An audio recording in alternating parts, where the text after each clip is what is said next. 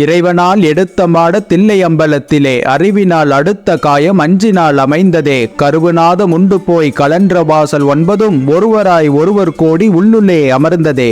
இப்பாடலில் பிறவி எவ்வாறு ஏற்படுகிறது என்பதை விளக்குகிறார் சித்தர். இறைவன் இவ்வுலகை தில்லை அம்பலத்தை படைத்து தனது விழிப்புணர்வால் இறைவனே பல்லுயிர்களாகின்றனன்.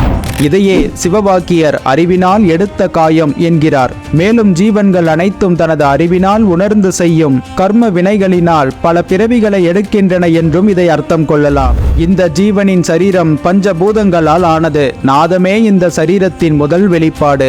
இத்தகைய சரீரத்தில் புகுந்த ஜீவன் 9 வாசலான கண், காது, மூக்கு, வாய், எருவாய், கருவாய் ஆகியவற்றின் மூலம் இந்த சரீரத்தை விட்டு விலகுகிறது.